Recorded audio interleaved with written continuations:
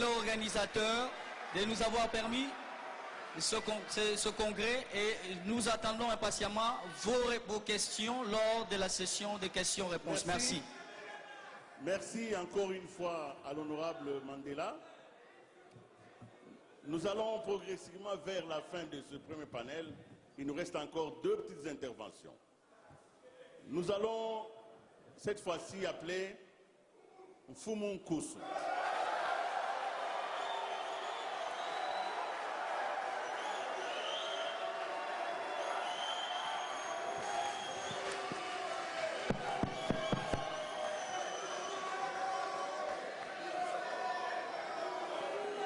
Alors, s'il vous plaît, pour ceux qui ne le connaissent pas, c'est un chef spirituel. Alors, je vous en prie, il va nous parler à partir de là où il est assis. Merci.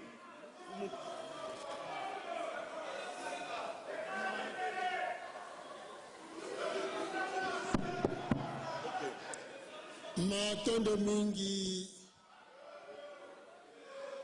mbote na bino bande kopé bilenge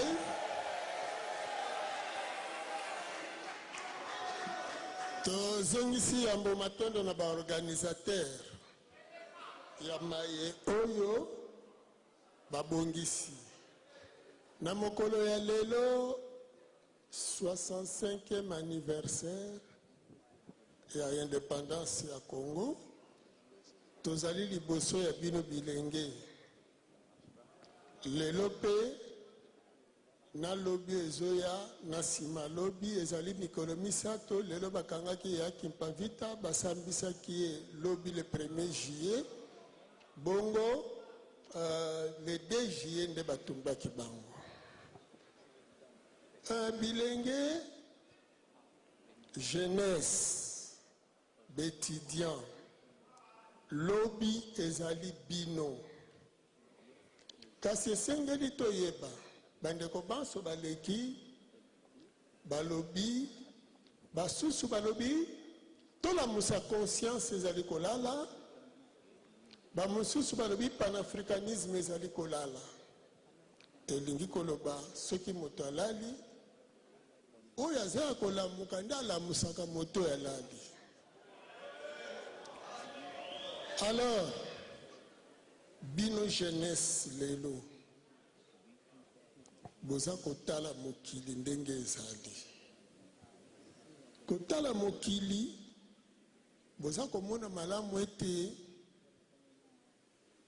Europe économie na ye na technologie Asie économie na technologie Moyen-Orient pe économie na technologie mais biso na Afrique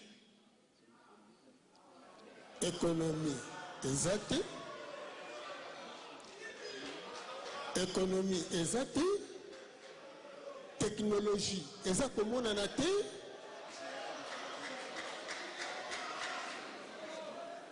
nini ezali elingi koloba ete ndenge soki todefi monoko ya bato wana n'y a pas d'effet sans cause eza na ba cause oyo ezobota biloko wana yango wana soki lelo toza kolobela indépendance esengeli toyeba mpona nini toluki indépendance parce que colonisation ezalaki mpona nini colonisation esclavagisme eyaki koya yango toza koluka indépendance or banani baesclavagize biso mindele baesclavagize biso elingi koloba sikoyo te yambo mondele aya tozalaki libre tozalaki indépendant. Mais na kati ya liberté tozalaki ko dépendre na tata mokelo akeli biso. Alors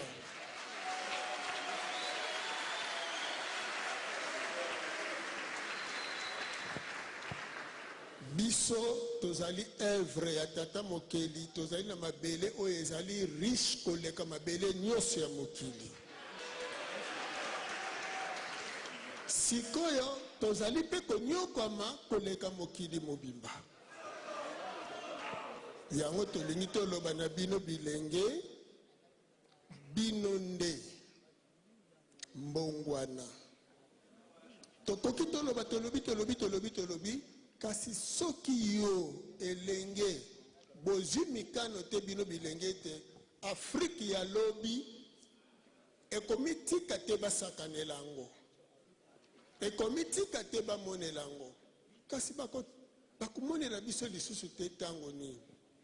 Tango bino bilenge bokososola ete biso bayindo soki bandeko wana nyonso bazali lolenge bazali spiritualité na bango ndakisa spiritualité chrétienne et faire développer Europe, spiritualité bouddhiste et faire développer l'asiatique, spiritualité islamique ou arabique et développer, et ça pour faire développer l'arabe. Alors, les Africains, ils ont une spiritualité, ils ont une talandenge tozali. Oui.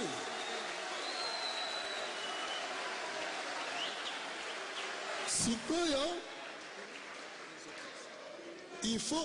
il faut tozonga siko na spiritualité na biso.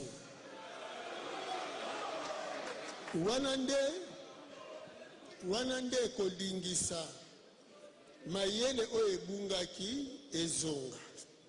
Alors poto sosola bilenge boyeba boye na tango tozali esengeli toyeba période tozali ko traverser to uti wapi to komi wapi toza ko kende wapi tango toza ko loba ete toza na posa ya mbongwana toza na posa tozala malamu to bino bilenge poko ndima susu ko kosa mate. Alors poko ndima ko kosa mate esengeli boyeba lokute za ngambo nini solo peza ngambo ni bandeko bilenge yambo nanu bo hérité bizaleli ya bandeko baye batangaka pe lokola bino babengamaka étudiant élite intellectuelle wana esali musalo tozosala lelo tozomona Afrique ya batu batangi mais Afrique ezonyokwama pona nini botangi te na mateya ya leadership mais botangi mateya ya subordination. Moni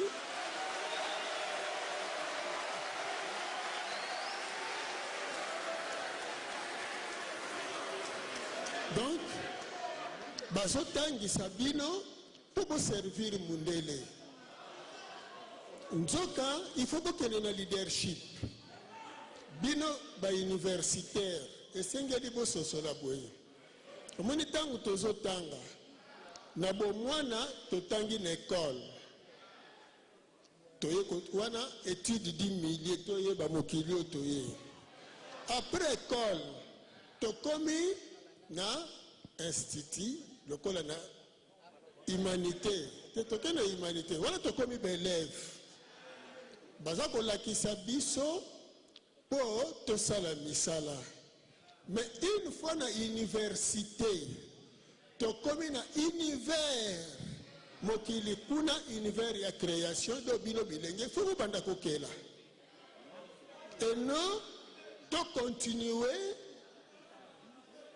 batangisaka biso ndakisa awa tozolobela rôle ya spiritualité na kati na bino po bososola pona nini tolobi na bino bozonga na oya bino bétidiant futur ya lobi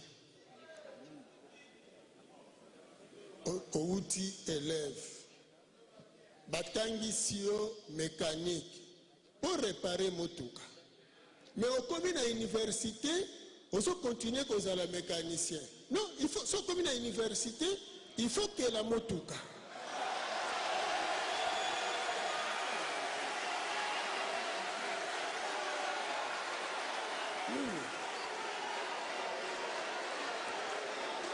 alors toko solola na bino awa tozo solola na bino en tant que participant mwana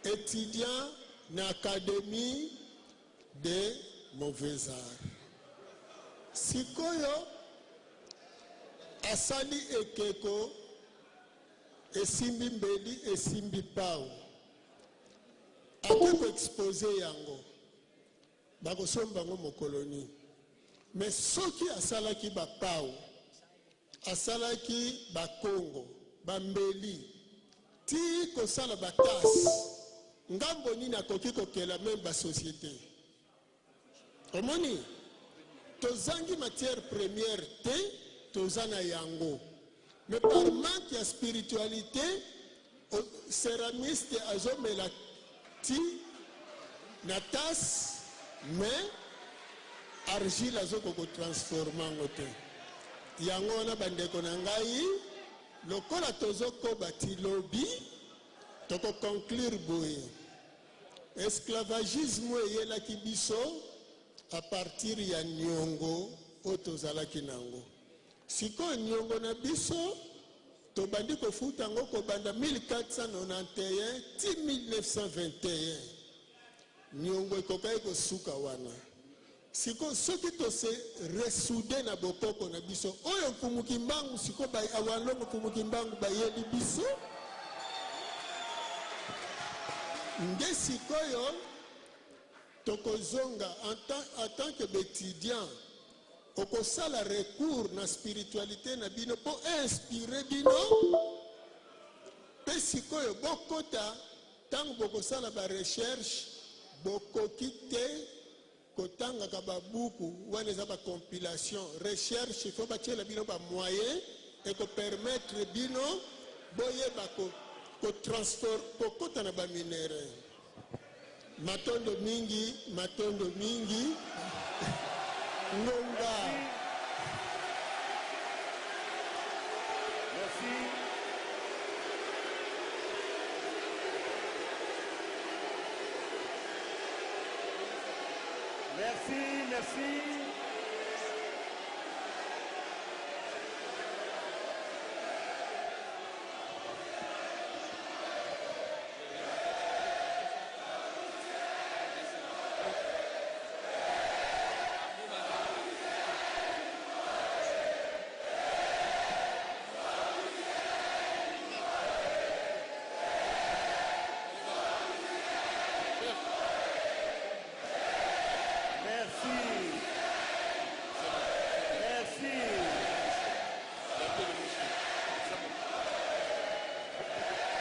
merci.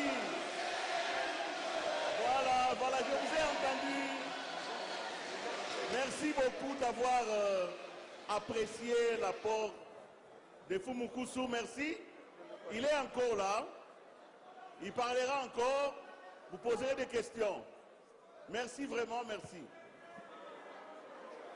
Voilà, s'il vous plaît. Merci, chers camarades.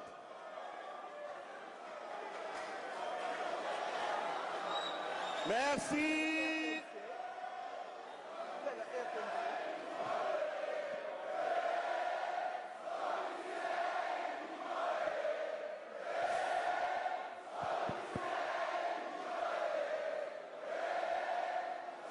Merci. Super. S'il vous plaît, camarades Oui, étudiants. Camarades étudiants, s'il vous plaît. Camarades. Sinon, Willy, vous permettez que je parle à Willy? Il y aura, c'est le premier jour, hein, on est ici 3 jours, il y a demain, il y a après-demain. Et donc, Fumukusu sera là pour encore nous parler. Et il y a des questions, qu'il y aura des questions. Et donc, soyez calmes. On poursuit avec le prochain panéliste. S'il vous plaît. Et puis, on reviendra. Je vous en prie. Respectons le programme. Camarades, nous devons respecter le programme. S'il vous plaît.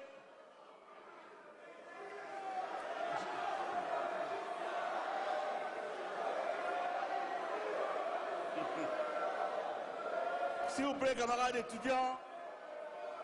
S'il vous plaît. Non. Nous devons rester disciplinés. Nous devons rester disciplinés et respectueux. Camarades, s'il vous plaît. Le camarade avec... Merci d'avoir écouté. Nous devons rester disciplinés, respectueux de nos hôtes et de nos invités. Nous avons une invitée qui a fait un très... On va donner la parole à Fumukusu pour répondre. Nathan Domingi. Écoutez-le. Matondo mingi pona motuna pe ndeko poto bakisa biyano. Panafricanisme ekosunga biso na évolution na lolenge kani. To bandela nanu kososola ete Afrique oyo tozali lelo cartographie oyo tozali na yango eza ya biso te ezali ya conférence de Berlin. Esika mindele bakabolelaki biso. Alors, soki na kati na biso tokoboma nanu molimo ya komona ete okuna angolais, okuna nigérien, centrafricain, tososola ete o wana eza mapango mindele bakelaki. Siko soki tozongi na kati na biso koloba na ndeko no moyindo koloba teke oza moninga na ngai me yebisa ye oza ndeko na nga.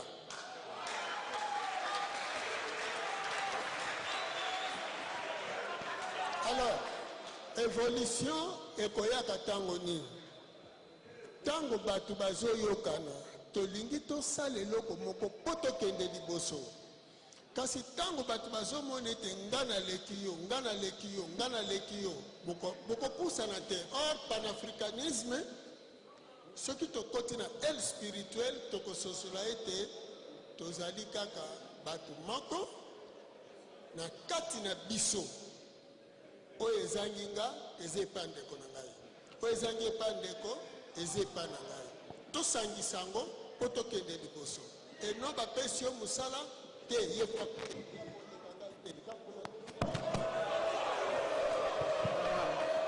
Matondo mingi.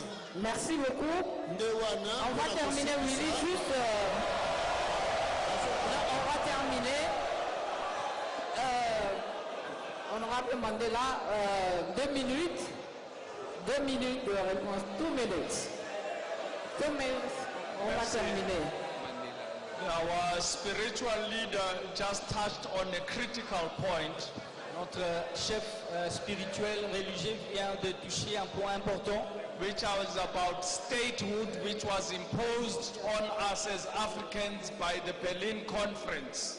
Qui est justement les racines ou les configurations des États que nous avons qui ont été justement imposés par les colonisateurs qui étaient venus en Afrique. And has therefore forced us to speak about the unity of Congo, the unity of South Africa, the unity of Ethiopia, whereas we are one people, Africans.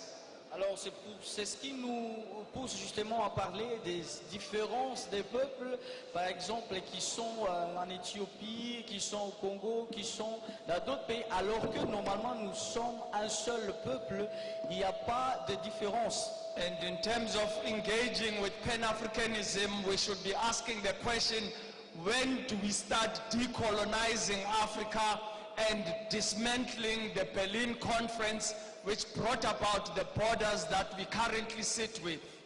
Alors en termes de panafricanisme, en tant que panafricains, nous devons savoir comment nous décoloniser ou décoloniser ce qui a été imposé comme configuration de la conférence de Berlin et où nous pouvons justement refaire les choses pour que nous puissions avancer. This is the challenge that is squarely resting on young people today. Et c'est ça le défi qui s'impose sur pratiquement chaque jeune aujourd'hui. But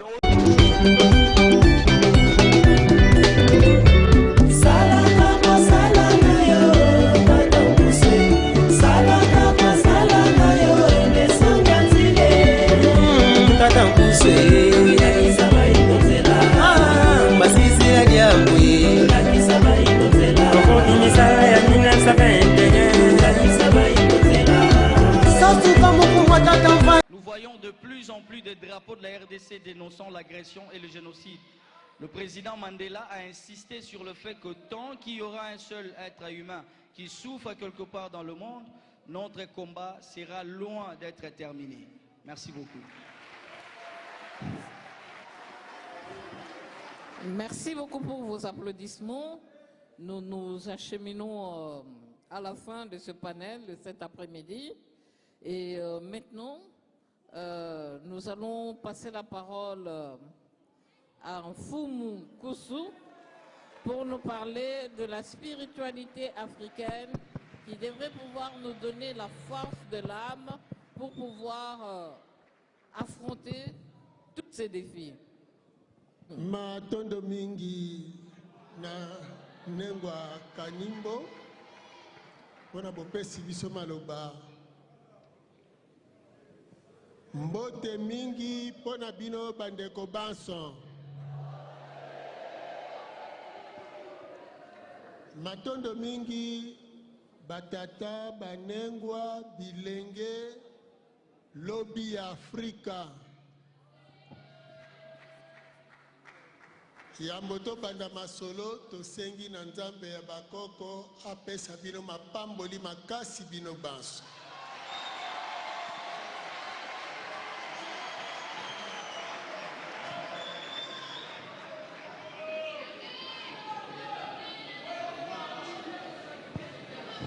Na lolenge wana bandeko balobi kasi tozwi mituna ya ndeko Sungu balobi nini pende esali boye na kote spirituel pe toleka lisusu koloba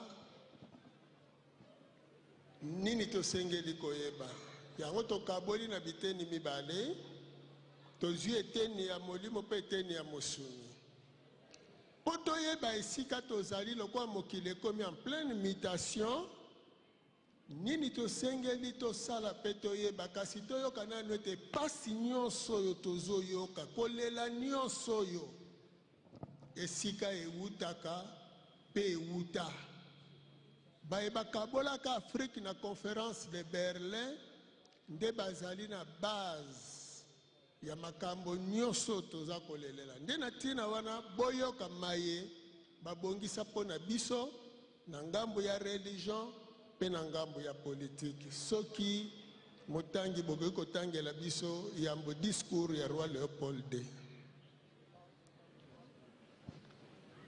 baepe bakozala na yango posa na élément sonore bokutani na Vuvamu télévision.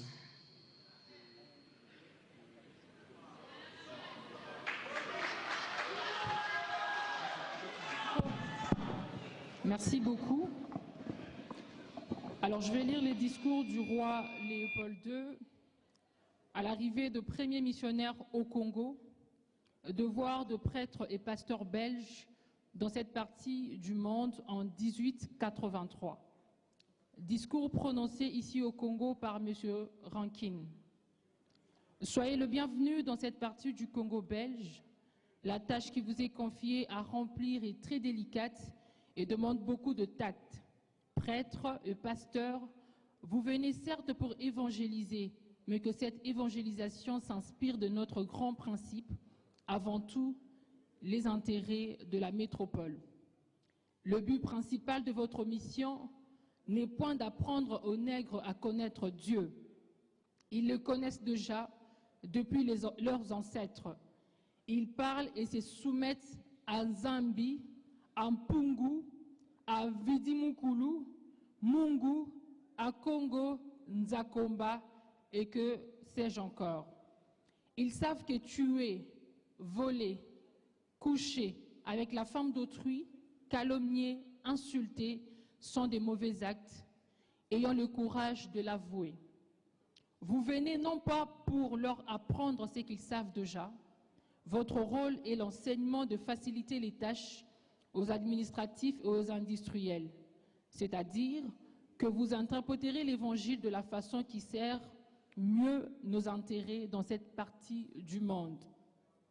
Pour ce, veillez désintéresser nos sauvages noirs de richesse dont regorgent leur sol et sous-sol, pour éviter qu'ils s'intéressent, qu'ils rêvent un jour à nous déloger de cette partie avant qu'on s'enrichisse et qu'ils nous fassent une concurrence meurtrière.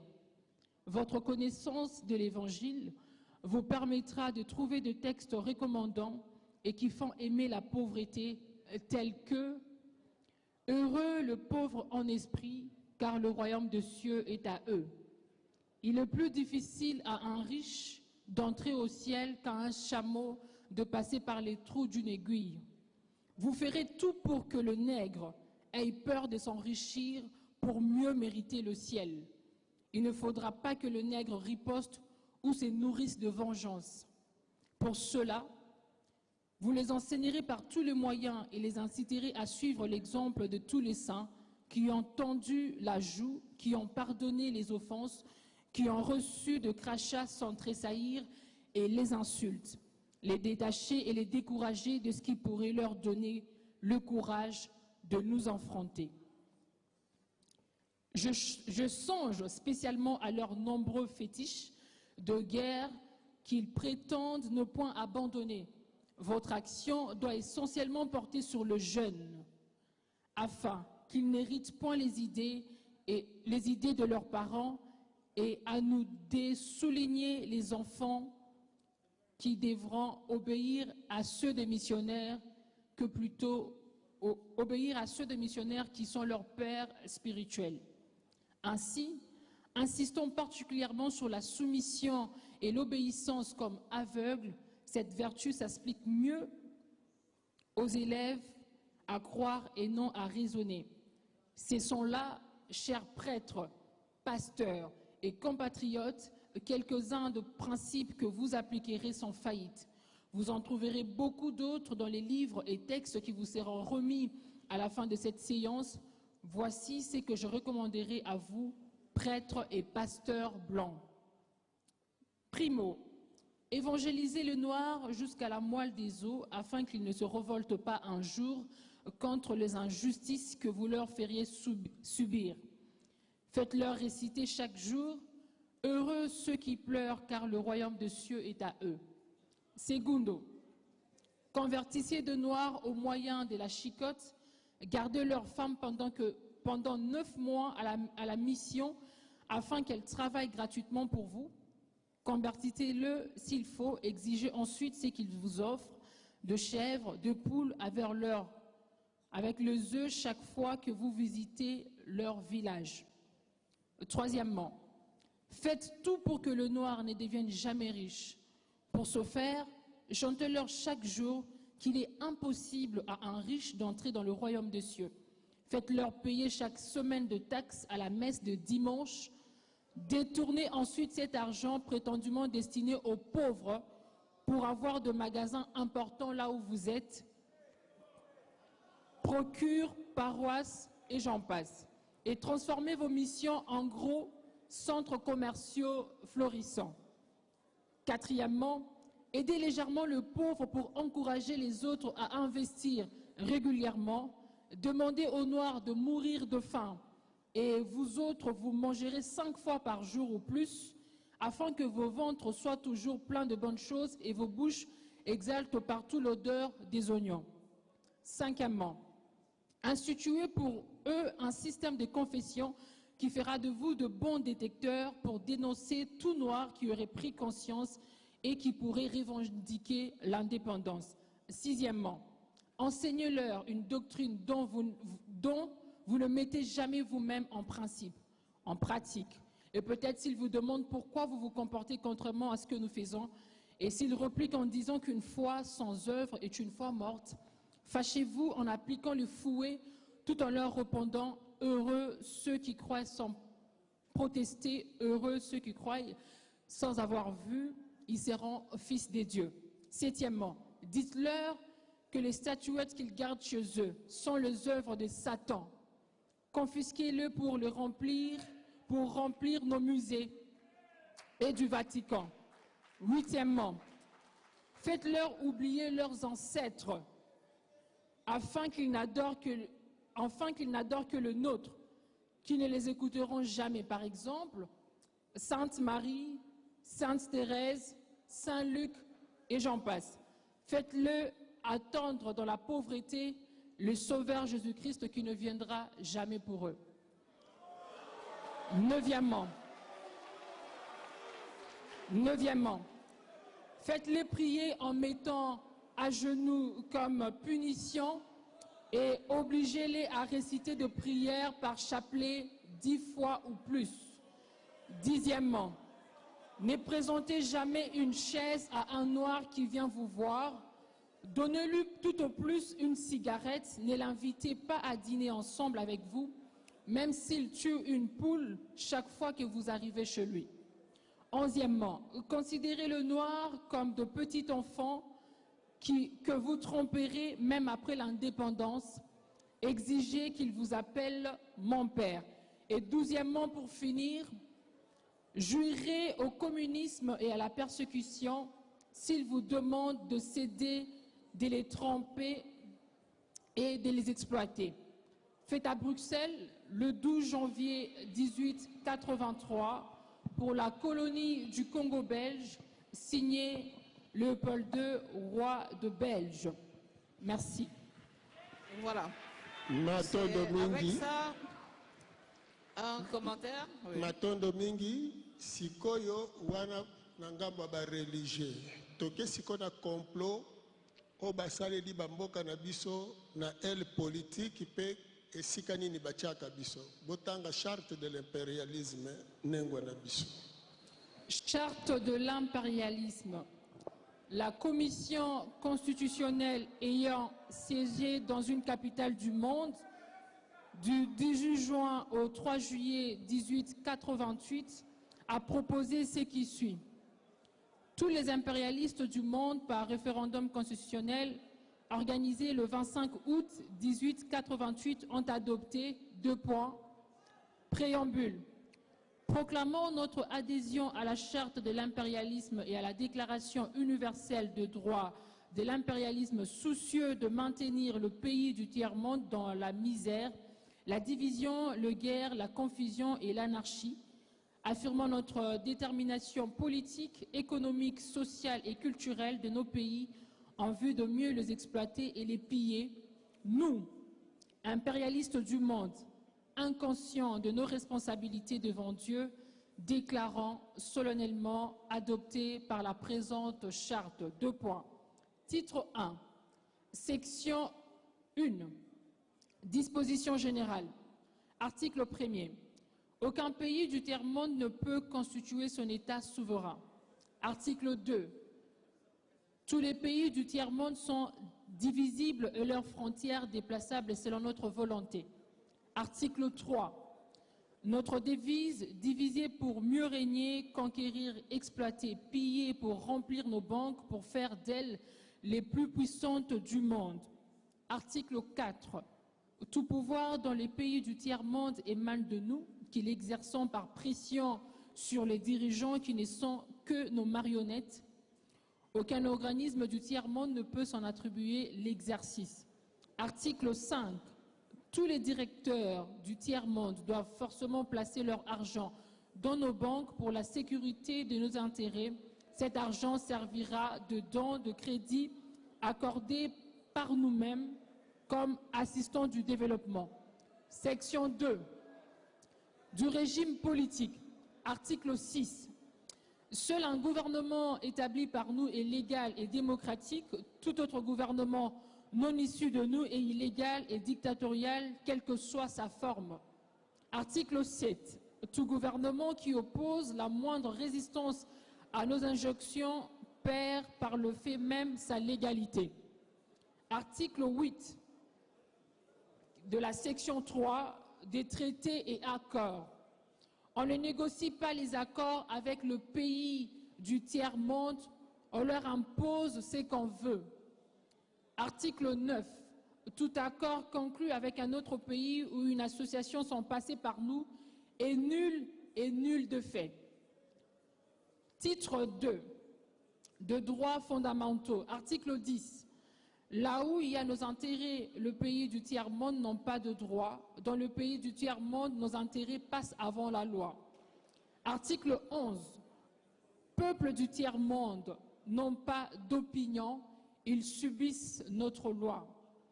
Article 12. On ne parle pas de génocide ou de massacre là où il y a nos intérêts.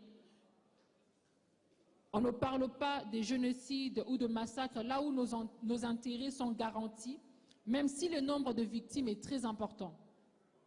Article 13. D'autres pays n'ont ni culture ni civilisation sans se référer aux nôtres. Article 14. La liberté d'expression et la liberté d'association n'ont de sens que dans le pays où les dirigeants s'opposent à nous. Titre 3 de finances publiques. Article 15. Dans le pays du tiers-monde, nul n'a le droit de mettre dans leur banque un montant dépassant 2 millions de monnaies. Lorsque le montant dépasse 2 millions de monnaies, on le dépose dans une de nos banques pour que le bénéfice retourne au tiers-monde sous forme de prêt ou d'aide économique en espèces ou en nature. Article 16, avant de finir, n'auront droit à l'aide précitée que le pays dont les dirigeants font une soumission totale à nous. Titre 4 de la révision de la charte, pour finir. Article 17. L'initiative de la révision de la charte appartient concurremment aux impérialistes unis et de OTAN. Article 18. La charte relative à l'exploitation de pays du tiers-monde pendant la période de la guerre froide est abrogée. Article 19. La présente charte entre en vigueur le jour de sa promulgation. Fait à Washington le 25 août 1888.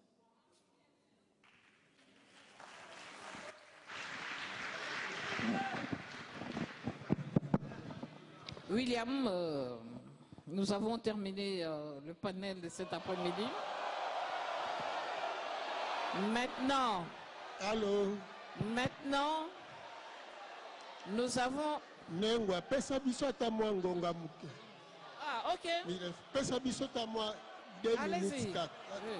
Matondo. Matondo mingi bandeko.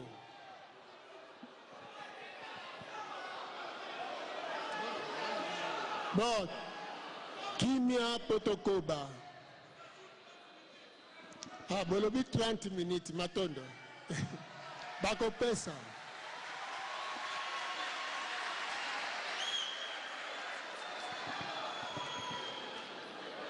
Tokolikia ndenge batangi charte impérialisme tolandi nesika moko balobi bakoki koloba ta génocide te to massacre te bisika o bentere na bango ezali. Bandeko na ngai bilenge tango nyonso bandeko baleki koloba pe totala nanu mokili bilenge na biso lobi na bino eza en danger soki tokokamata mikano ya mbongwana te na eleko oyo yango tolingi tolimbola bitumba ya Rwanda communauté internationale aya kasi toyebaka nanu te bitumba ngo ndenge balimboli ebandi na 94 kasi nzoka convoitise ya Congo baminere na yango depuis bato wana baya Jean Scram asotoproclamaka président de la République démocratique du Congo na 1967 na Bukavu likolo ya bomengo na biso oyo ezali Tango toza kolobela ete ba politicien to balana na religion na spiritualité na biso pamba te wuta kaka relation ekatanaka le 3 mai 1491 na baptême ya roi Nzingankou azwi prénom ya Jean Ier to koti mbala moko na esclavagisme spirituel oyo esalaki ke politique ezangi bokasi finalité babandi ko exporter biso kokende na Amérique bilenge bosimba boye baye bakende na Amérique ezalaki basali bilanga te ba grand savant oya biso po soki mindele bayaki awa ba proclamer royaume Congo royaume soki bakutango ezala epa ya ba sauvage balinga ko proclamer ngo royaume te mais ti ba proclamer royaume c'est qui veut dire ba monaki roi ba moni pe gouvernement ba moni te bazalaki très bien organisé scientifiquement spirituellement et politiquement et Bogota l'évolution il y a technologie et kolikaka depuis exportation to le belandenge wana ya kokumba besclave dont to le baba indo na Amérique bango de bake ko développer technologie kuna oyo mindele ba bimeli ba maître et tes inventions na bango ndakisa moteur matondo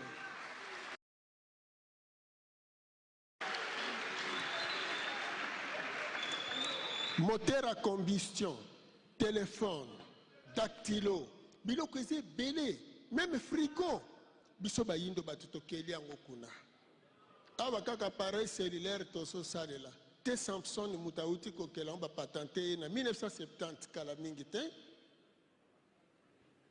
Yango tozo limbola. Uta wana nanu relation ezongi te parce que relation lingaki ezonga na 1921 tangu walongo mfumu kimbangu na biso ayaki po azongisa biso na contact na mokili na biso ya molimo lokola bozali awa na kati na bino ba savant bazali na kati na oui ba savant bozali na kati na bino nde batu boko développer Congo pe Afrique ya lobi awa balobi Congo eza gâchette mais boye ba pe que Congo soki azali gâchette azali pe la plus belle fille du monde na kati akoza la plus belle fille du monde yeba malamu kobala ekozala pasi parce que bescro ya toutes sortes bakoyela yo bakisi banganga maloba makambo ebele moni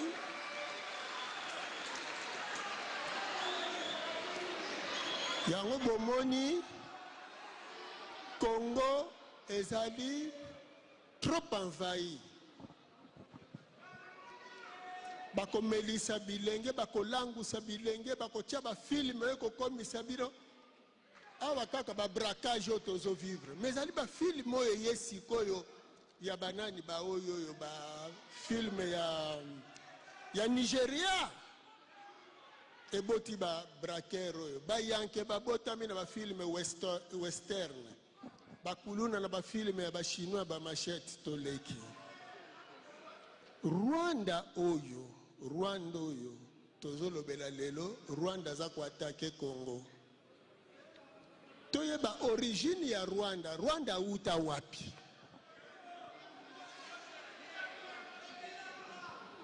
Rwanda ezalaka ba entité ya Allemagne tango Allemagne azwaka tango bakabolaka na conférence de Berlin ye Rwanda ezalaki ba entité annexe ya Tanganyika oyo komi Tanzanie lelo Rwanda na conférence de Berlin azalaka te tango sikoyo tobundi guerre mondiale na 40-45 basoda na biso ya force publique oyo bazalaki kosala na ngambo ya colonie belge na bitumba ndenge babundaki bakei bakoti na Zambie babotoli Zambie do Tanganyika lero wana na maboko ba allemand tina ili ya Zanzibar sikoyo tango boyokaka babalabala ndakisa Kitega, Kabambare, Itaga, Banyanza, ezali bamboko eza na Tanzanie, tango boyokisa yo Birmanie, ezali bamboko yo anciens combattants na biso, donc d'ailleurs Belgique fa futa bango dédommager bango. Sikoyo biso tozwi ili ya Zanzibar. Logique siko ba Belge, il fallait ba diriger des Zanzibar wana. Lokola Tanzanie ezalaki na kati, nde basali sikoyo te ba pesa ba Belge Rwanda na Burundi. Nde sikoyo ba Anglais ba récupérer Tanzanie na Zanzibar. Na tango wana bakulutu po balinga kobeta masolo te toyebi te pona nini. Tango ba annexe Rwanda na Burundi na ngambo ya Congo Belge, misolo oyo tozalaki kolia bakoma même Banque centrale du Congo belge et Rwanda Urundi. Rwanda ezalaki ko dépendre na Congo belge, lokola l'enclave de Cabinda ezalaki ko dépendre na Angola. Sikoyo bamindele na manaka na bango. Tango tosengaki indépendance, logique. Tango bapesi ba proclamer indépendance kolandela ngonga masolo eza milaika tozo kata kata. Rwanda wana na Burundi, il fallait l'autre baka tant ozui bazalaki ko dépendre kaka na Congo. Mais lokola l'administration ezalaki kuna biso tozalaki ko nommer lisusu te. Mais administration na bango kozala na bango bazalaki nanu zone annexe et pas na biso. Mindele lokola bazalaki na plan bamoni ke Congo aza na ba minéraux ebele ezali riche esengeli baluka lolenge nini bomengwane kosalela ya bango. Bokomona Angola tango azwi indépendance bapesi enclave de Cabinda. Biso tozwi indépendance basede Rwanda na Burundi. Tango bayekoli bokomona ete Rwanda azwa indépendance bango na Burundi lelo le 1er juillet 1962, donc 2 ans après. Bayekoli bamoni te oui topesango balongwa na Congo poto ko utiliser ye Rwanda wana. Pona nini 94 na niveau ya commerce international ya matières premières, diamant mutezalaki ko donda na ba période ya année 70. Nde bokomona entre tuerie, oh eza guerre te na Angola, mais entre tuerie ya bayindo entre MPLA na UNITA pendant 25 ans. Kuna na Angola, pona diamant. Alors, pona bango, bakoki te koya ko négocier ndenge charte impérialisme et lobby, bako négocier na ba dirigeante. Bango fo bakela kaka likambo ya mafuta nzoi na batu. Baye na moto, bapelisi moto, banzoi bakufi, bango bazwi mafuta nzoi. Bokomona ete exploitation ya diamant ezalaki makasi na ngambo ya Savimbi. Kuna na Wambo na Angola. Mais Savimbi akozwa mandoki wapi? Tango baza kozwa diamant wana nyonso Savimbi akende ko bomba bomengo na poto. Tango ngala ya diamant ekiti ngala ya coltan eye. Pona makambo etali ba satellite, ba appareil cellulaire. À part coltan, tozana castérite, tozana ba lithium, ba minéraux belé. Bemeroi banani émeraude. Oh eza cher, eza rare. sikoyo bato oyo basali manaka lokola Mobutu azalaki ko bloquer, il faut balongola Mobutu babongola makambo na plan ya babanya mulenge nde balinga utiliser Biarimana lokola Biarimana boyaka nde tina baboma bango na ndandaye ya Burundi. Mais batu baboma a Biarimana eza ba français na mission turquoise oyo ezalaki kuna. Sima ko boma a Biarimana nde sikoyo tangu pasteur Bizimungu yamba kota ba créer conflit to bengango tribal entre ba Hutu na ba Tutsi pour permettre bango bakota sikoyo na Congo bavanda na ba zone minière wana malamu nde bakotisa batu wana bakota na ba mandoki na biloko nyonso pour epesaka prétexte na Rwanda ke akoya kolanda batu na ye wana pour ba créer zone wana zone tampon pe zone rouge. Nanu na 92 bapesi Congo Zaire le wana embargo ya minduki. Ça va nazo conclure. Ndelo lenge wana matondo. Ndelo lenge wana lelo Rwanda totala kaka Rwanda telemi azwa mandoki aya ko bundisa RDC akobandela wapi makasi wana zana ngote munoko wana azotia parce que mama na ya bomba minase communauté internationale. Donc pour te conclure toko condamner mutu soki abomi bako kange na revolver na ye. Association de malfaiteurs ezali awa Rwanda a exécutaka maye ya communauté internationale wana impérialiste. Sikoyo il faut to s'attaquer na ye Rwanda na communauté internationale pour makambo ane sila.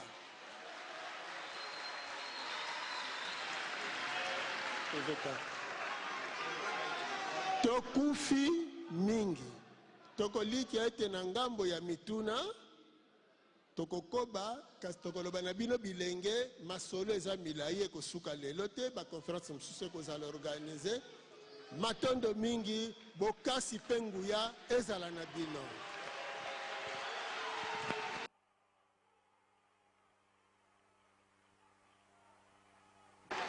Le micro. Le panel.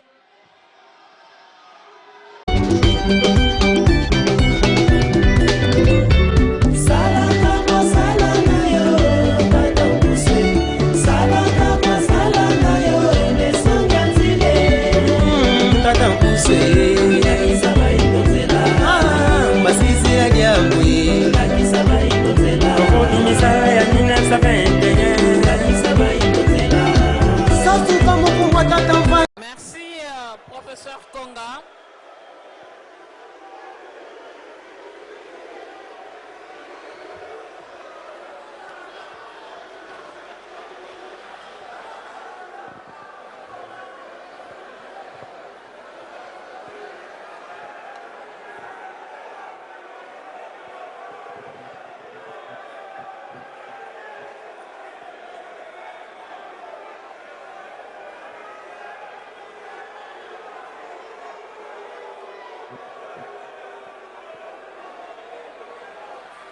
Alors, il y a deux questions qui ont été posées à Mfumu Nkusu.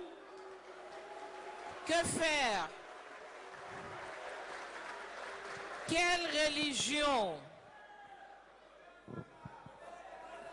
pour se connecter avec Dieu afin de construire le développement du continent? Quel est le lien entre le panafricanisme et la spiritualité africaine? Mfumu Nkusu, vous avez la parole. Matondo mingi mbote bilenge pe babianga mibanso. Yambo ya biso kozwa maloba pe koyanola na mituna tosengi na organisation tolobelaki Mbuta Lumumba lelo le 2 juillet tolobeli makambo ya bokangi eteyelo le 2 juillet kasi totiki 319e année ya héroïsme ya makasi ya Kimpavita liboso ya baloposo pembe mpona kobatela bosolo batumbaki bango le 2 juillet 1706 nde tokosenga soki tokoki na mpe kotelema na kobetela ya Kimpavita maboko.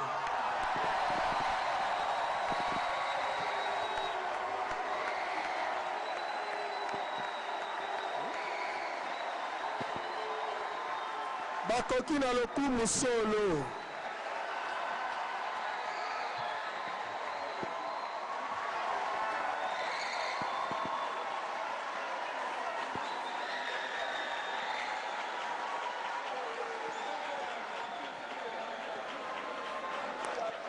Matondo tokoki kovanda. Matondo.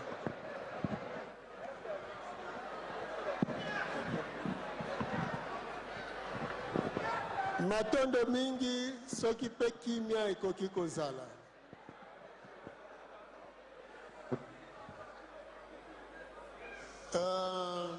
Na mituna batuni biso pona koloba religion nini tozali ko proposer pe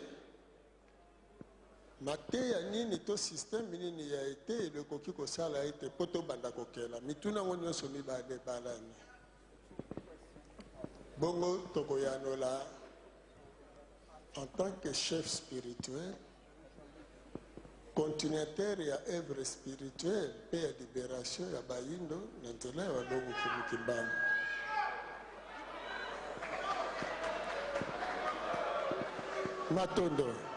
matondo tokoyanola tobandi na boye bosangani oyo bomoni ezali mopepe ya sika mpona Afrika lelo ezali mokolo oyo bilenge tozwa yango na serie nyonso pamba te mokili ezali en pleine mutation. Europe est en décadence, Asie a une émergence, biso na renaissance, tozo botama. Yango bomoni spirituellement, tosangani awa, Afrique de l'Ouest, Afrique de l'Est, Afrique centrale et Afrique du Sud. 4 forces oyo, longola Afrique du Nord, popambate Afrique du Nord, ezali lelo na barabe awa tozolobela sikoyo Afrique subsaharienne biso nde tozosibir humiliation ya makasi na kati ya mokili biso nde totikali nsima ya barasi nyonso alors que tozali continent oyo ezali plus riche koleka bato banso mais biso bahabitant bapauvre mpona nini nde wana sikoyo tokende na koyanolaka représentation bomoni esalemi ezali pamba te Afrique du Sud azo représenté politique, Afrique de l'Ouest science, Afrique de l'Est longengo ya kobanda ya moi, Afrique centrale spiritualité.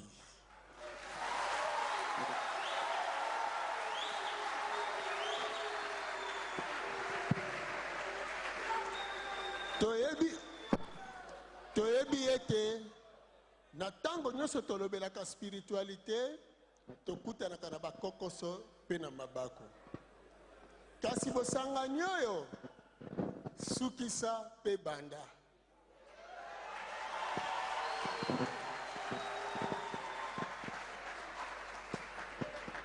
bato nyonso bazali awa na bino bilenge na bapaneliste nyonso mpe bamoderateur oyo tozali awa boyeba ete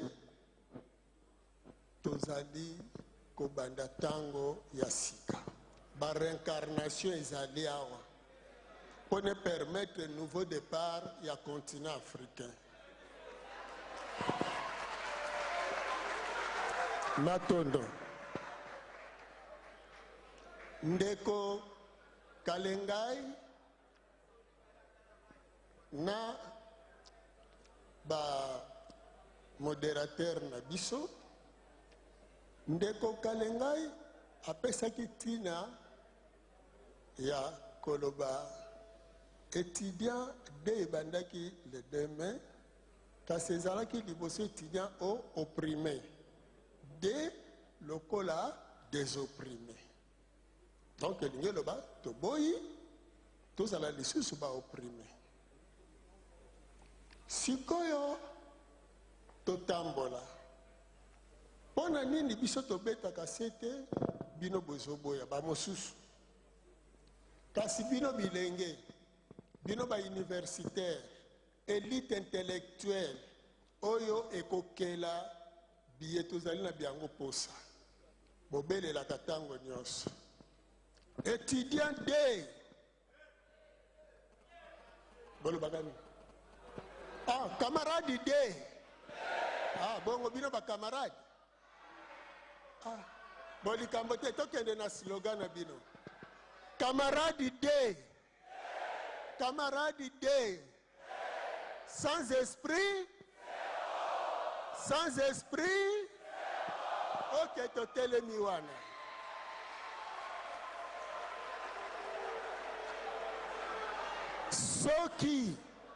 soki sans esprit zéro elingi koloba moto ya zangi esprit na ye aza lokola moto ya liboma akoti na état d'inconscience parce que esprit maître na ye azali te esprit étranger ekoteli ye yango wana moto ya liboma elembo ne eza sali te mpe kolia na fulu état d'inconscience akelaka eloko te atikali kaka bongo consommateur ya nyonso sans conscience. Alors tango bétudiant bazoloba camarade D sans esprit zéro siko tobandi étape ya sika avec esprit conscience éveillée.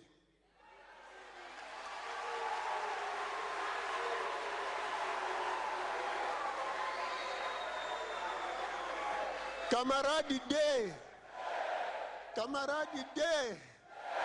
sans esprit, avec esprit,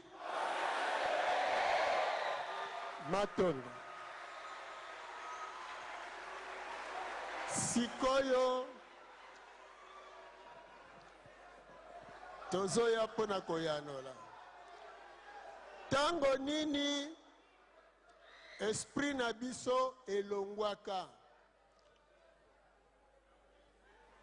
Tango bapaya baye na 1491 awa popamba te royaume Congo bato bazokanisa ngo ezali na ngambo ya Congo central te royaume Congo ekendeki ti na Cameroun Gabon omati ti na bangambo ya Équateur bola na badessin wana bazosalela bino na babuku te.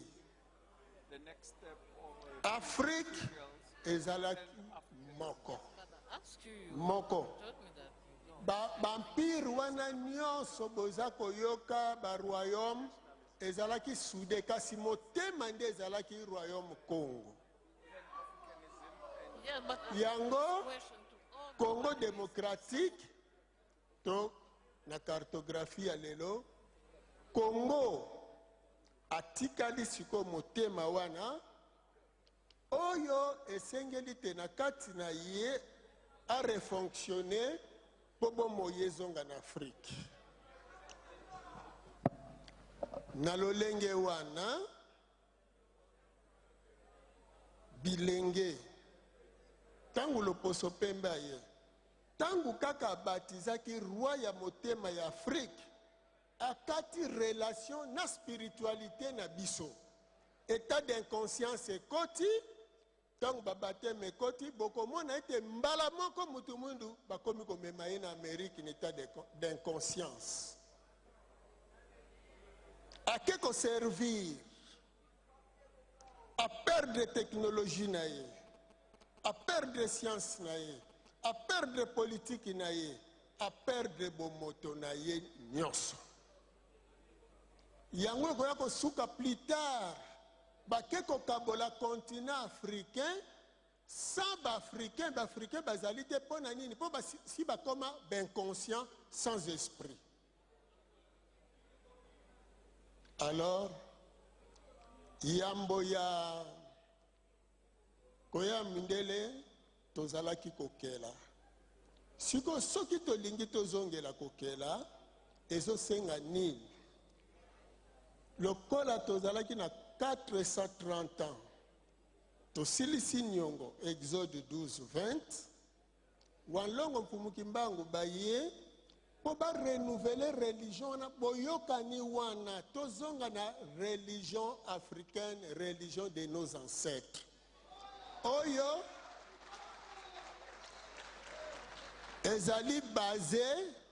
ezali basé na loi ya création to loi de la nature pour comprendre comment est-ce que la nature fonctionne avec esprit âme africain tokokela parce que soba le science sans conscience et lingi koloba science sans l'écho donc sans connaissance partenaire esprit l'intelligence foueza la nakati na yo pona okela or pona kokela baso imiter kaka nature toso imiter nature omoni avion ndeke omoni motuka mpunda omoni bwatu libata nyonso alors bakoko na biso bazala kosala sikoyo nini tosala na lelo tokosenga tokozonga na kati na religion na biso pour permettre esprit oyo ezalaki kokela ezonga na kati na bino. Alors relation na monde spirituel parce que mayele nyonso eza na mokili ya molimo ekoya kolata bino nde ekolingisa boye ete tokosenga siko système éducatif na kati ya kobongwana na yango na libala na leta ekosenga nini bana batanga d'abord na langue na lokota ya biso oyo esika bozindi ya boyebi ezali po pamba te ekozala inconcevant komona mutu mba mosu atangi mpe klase molai po ameli na ntongo ale fufu to loso na ngombe na midi lokola ale lipa ameli tite na lipa na midi alobi je n'ai pas déjeuné jusqu'à ce moment parce qu'azomona déjeuner ezali lipa na te déjeuner eza kaka kolongola nzala il faut totangisa bana na biso boyebi ezali te argile ezali destiné na bikeko te argile ezali destiné na kosala baoutil de travail académie de mauvais arts ekozala te oui soki de beaux arts mais tososola boye bolimbisi tozokende po toclôturer bana ya ista il faut batiela bango ba moyen possible pe balakisa bango non seulement kozala ingénieur na mécanique me bosala nyonso pona kokela ba moteur pe biloko. Alors pona yango accès na ba minéraux, transformation ya ba minéraux, acier ebimaka na nini lolenge wana. Donc l'État azali na responsabilité munene na libala na religion, parce que ba recommandation tokopesa bino étude fongola bongo, il faut otanga po okoma responsable ya bomoi na yo. Tokoki komona kaka richesse te so balobi diamant, mais richesse nzambe akeli richesse ebele. Soki oloni nguba moko ekobota ebele, soki siko boloni banguba na spiritualité ekosunga biso na kati ya panafricanisme. Un panafricain to panafricaniste akoki te kondima kovanda na fulu aliaka bisuka dendo kuna bale dendo, akoki te kondima babwakelaka biso biye bilongo bani te. Alors ezala bapoliticien, baafricaniste, tout le monde, mécanicien, nani, professeur, appui spirituel ndeza ko accompagner esprit na yo tango ozokanisa monde spirituel na yo esunga yo, yango ekopesa yo force ya kokela pe ya koappuye nyonso oyo ezali. Yango wana religion kasi yango te matondo. Tant que le religion de nos ancêtres, religion africaine basée sur le kimbanguisme authentique.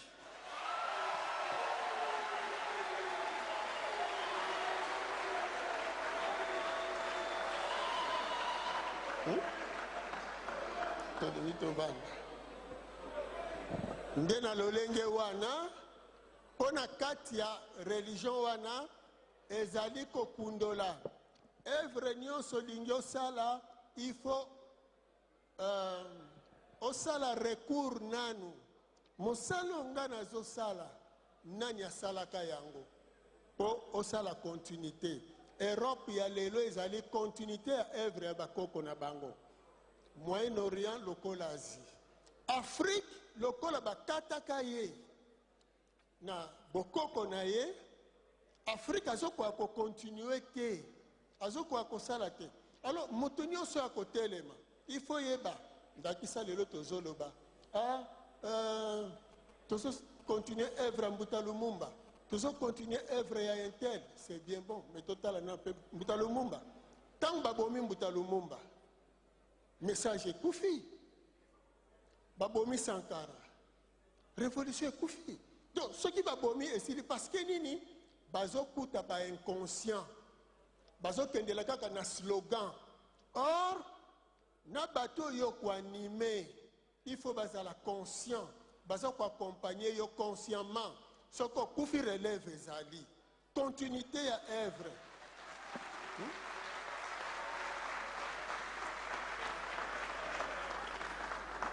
Alors ote etozonga lisusu na bokoko tolata mangwanda. Est-ce que bakoko na biso batambolaki na mangwanda wana lokuta mundele omoni nde wana na conscience éveillée. Il faut yeba sentiment o nazanango ezolulisa nga kimundele liwa. Il faut elulisa yo boyindo po nzambe akelaki yo moyindo. Eto sengeli koyeba ete na nzambe tokolia naturel atondisela biso nyonso. Zala fier na loposo na yo pe biloko nyonso batiela yo, parce que vie na yo est basée na biloko misatu: mai, mupepe na bilei. Ezala naturel. Tata Mokeli asalaka à travers sikoyo tozo sala Afrique ya sika. Na Afrique ya sika ba référence bozoke de plus na ba référence politique bien sûr. Mais sikoyo tozokela bilongi ya sika pour un renouveau. Alors il faut qu'on considère baebanso bazotelema lelo na biteni nyonso ezala na technologie ezala na toloba kaka science politique spirituelle mais bazolobela bokoko lula œuvre ya ndeko na yo. Voilà.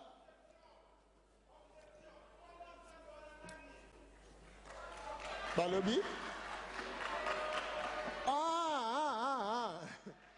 kombo ya nzambe matondo mingi tokoliki a ete tango tata mokeli azalaki kose revele na bato banso mpo na biso bayindo fumuwamba mpungu tulendo.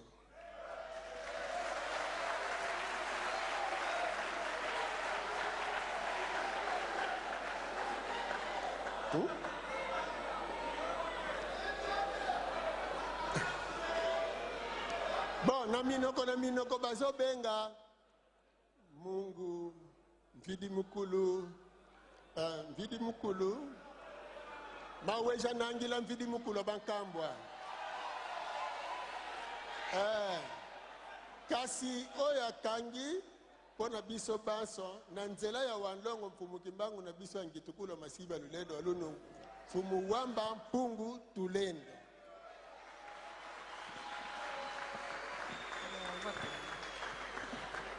Alors Afrique moko pona biso ba africain nyonso.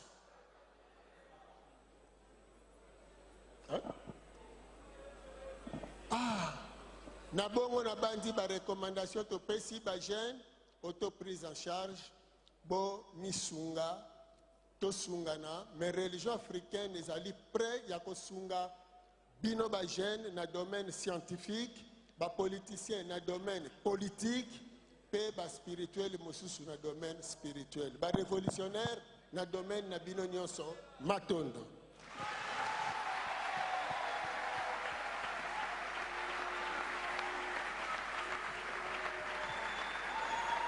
Président, est-ce qu'on peut bien applaudir pour le président de la REC? L'appel au sursaut a été lancé. Exactement. Beaucoup and d'émotions. also, for Opera from the world, we hope that you heard the clear message from the President. Merci infiniment, Président. Thank you so much for these powerful words. Merci, merci. Un infiniment. discours très émouvant. Exactement. L'appel au sursaut a été lancé. Il est temps que les jeunes s'élèvent. Exactement. Il est temps qu'on se réveille. C'était donc les congrès panafricains pour un éveil patriotique.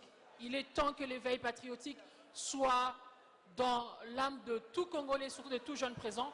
Alors on va prendre l'hymne national. Oui, bien sûr. Alors, Euphrasie, il eut un matin, il eut un soir et ce fut la clôture du congrès panafricain. Mais on va finir, chers jeunes, écoutez, s'il vous plaît. S'il vous plaît. Camarades, écoutons, on va S'il vous finir plaît. de la plus belle des manières qui puisse exister en tant que Congolais et patriotes. Tozo silisana hymne national, mais na langue na biso na lingala. Alors, Isaac faudra bien mentionner, s'il vous plaît. Écoutons, s'il vous Alinga plaît. na biso ya likolo boyoka.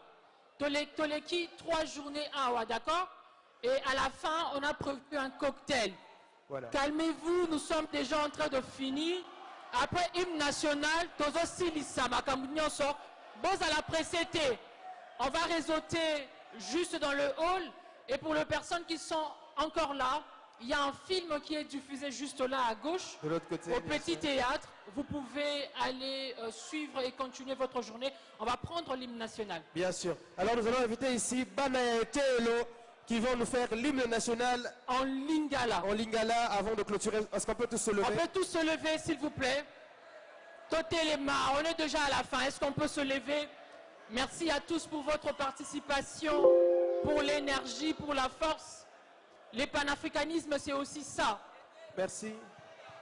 C'est aussi ça. C'est votre... Etelo nengwa mafuta. Merci. Totez les mains. Namoni batu msusu bafandi. Rapidement, merci infiniment. Merci. Ils vont se... C'est de jeunes qui Ils vont se mettre en vont... position, on va commencer. Nous allons finir notre cérémonie avec... On peut suivre, s'il vous plaît. S'il vous plaît. S'il vous plaît. Merci. Aidez-nous rapidement, s'il vous plaît. Aidez-nous rapidement. On va... Rapidement. Avant de continuer avec un moment de réseautage, nous rappelons que nous avons prévu un cocktail à l'extérieur à la fin. On va réseauter. Nous aurons les invités. Et puis, il y a certaines surprises qui vont se passer quelque part dans la salle là-bas. Pour les amis qui sont en haut. Et je pense que la technique est prête. Juste après l'hymne national, il faudra éteindre les lumières. Juste après l'hymne national, il faudra éteindre les lumières. Pour une dernière surprise. Les techniciens du centre culturel, juste après l'hymne national, il faudra éteindre les lumières. On va signer cette activité. Rapidement, rapidement. Merci à nos amis, merci. Baza bilenge ya basi pe mibali. O bakoyemba hymne national na munoko na biso na lingala. Dans l'une de nos langues nationales, il faudrait rappeler, puisque nous avons 4 langues nationales, donc ils vont chanter en lingala spécialement, mais c'est l'une des langues nationales. Exactement. Voilà.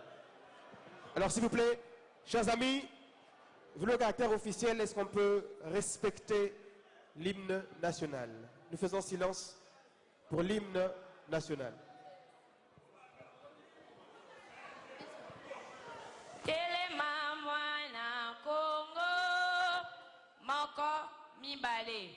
Telema mwana Congo tosamani na pasi tosamani na bokasi pona bosomi lokola elongi elumba makala pona yango tokamata lolenge malamu na kimia bakanguya na mosala tokotonga mboka kitoko koleka na kimia mwana mboka yemba yembwa lokumu na binwa mbosangani na lolengo kumisa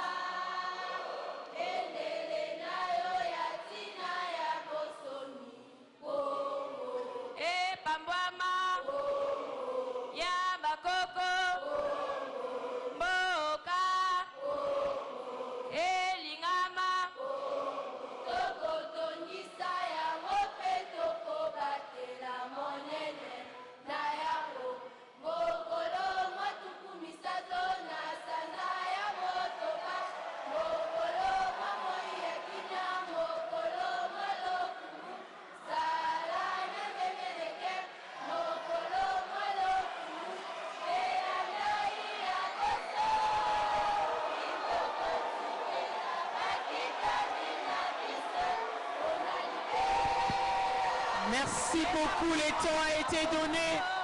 Fièrement congolais. Que ça, bien que ça, bien que ça, On bien va que ça. éteindre les lumières. On va éteindre les lumières rapidement. Les lumières, les lumières, les lumières.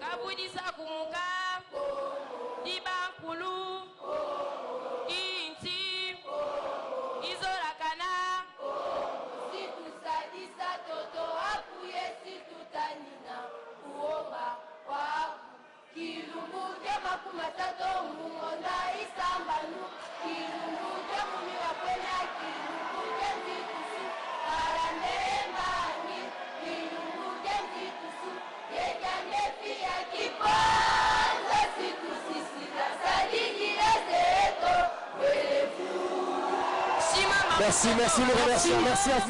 Merci, merci. Merci. Merci infiniment, beaucoup. merci beaucoup, nous vous remercions.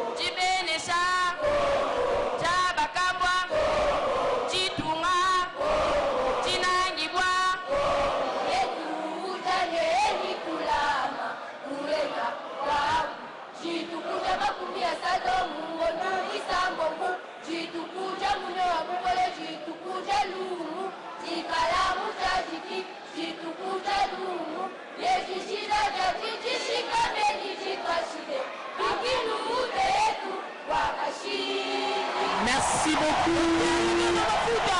Merci. Merci, merci infiniment. Merci pour la beauté aussi, merci Théodore Mafuta, merci. Est-ce qu'on peut allumer nos torches? On peut allumer nos torches? Est-ce qu'on peut allumer nos torches? Je vais inviter les panélistes. Merci, alors chaque jeune, oui, on invite les panélistes. Chaque jeune, pélisse sa torche, allumez vos torches, tout le monde. Est-ce qu'on peut allumer nos torches? Ceux qui ont la chance, on va finir en beauté. On peut allumer nos torches? On va tous allumer nos torches. Les panélistes aussi peuvent s'avancer jusque-là. Allumons nos torches. Centre culturel, assurez-vous d'éteindre les lampes, s'il vous plaît. Est-ce qu'on peut allumer nos torches? C'est juste pour quelques minutes. On va tous allumer nos torches. Merci. Balancez torches. Waouh. Qu'est-ce que c'est beau. Mesdames et messieurs, c'est ainsi que nous clôturons le congrès panafricain. Mais avec un slogan. Des jeunes. On va faire un slogan. Nous avons eu Isaac, nous avons eu Kémy Séba. Nous avons eu qui d'autre comme panélistes? Nous avons eu Nkosi Mandela. Nous avons eu le professeur Floribert. Nous avons eu Fumu Nkusu. Nous avons eu le professeur Luzolo Bambi. Nous avons eu le professeur Joséphine qui, justement, Et nous avons eu Christian Sung. Évidemment, et le prénom. Est-ce qu'on peut balancer nos torches? Les slogans est juste simple. Il est très simple. Jeunesse panafricaine. J'ai vu. Vous allez répondre, il est temps de nous écrire notre histoire autrement. Aujourd'hui autrement. On peut remettre le micro à tous les panélistes, s'il vous plaît. On va dire ensemble, on va le dire tous ensemble. Ensemble, jeunesse panafricaine, il est temps d'écrire notre histoire autrement. Et je voudrais qu'il le fasse tour à tour. On commence par le professeur. On va finir par Kémy Séba. Voilà, ça va aller comme ça. Et Fumu Nkusu. Allez-y. Le slogan est simple. Jeunesse panafricaine, il est temps d'écrire notre histoire autrement. Okay. On y va. Jeunesse africaine, il est temps d'écrire notre histoire autrement. vous pouvez, s'il vous plaît, quand il dit jeunesse panafricaine, vous répondez, il est temps d'écrire notre histoire autrement 3 fois. Allez-y. Jeunesse africaine. Il est temps d'écrire notre histoire autrement. Jeunesse africaine. Il est temps d'écrire notre histoire autrement. Et jeunesse africaine. Il est temps d'écrire notre histoire autrement. On va prendre, on va parler en anglais. En anglais, on y va. In English. Balancez torche, balancez torche. Centre culturel, Bokanga, Lumière, eau et Alicolo, s'il vous plaît. Balancez torche. Let's go. Yes. Jeunesse panafricaine. Autrement. Jeunesse panafricaine. Jeunesse panafricaine. Ingeta. Merci, on va le faire en anglais. On peut le faire en anglais. We can do it En in anglais, English. en anglais, in English. We can do it in English. It is time to write our story differently. Ils vont le faire, faites-nous confiance. Yes. Trust us. You can try, trust us. Let's go. Time to write our own history. It is time to write our own history. It is time to write our own history. On va prendre le dernier. Balancez torche, balancez torche, balancez torche. Fumu, voilà. Fumu Kousou. Balancez torche en attendant. Fumu Kousou. Jeunesse panafricaine. Jeunesse panafricaine. Jeunesse panafricaine. Alors, est-ce qu'on va acclamer? Est-ce qu'un jeune panafricain peut faire un maximum? On va le faire ensemble, Isaac. Ensemble, avec vous, avec vous, avec vous. Avec vous, ensemble, on y va. 1, 2, 3. Jeunesse panafricaine! Jeunesse panafricaine! Avec jeunesse panafricaine! Jeunesse panafricaine! C'était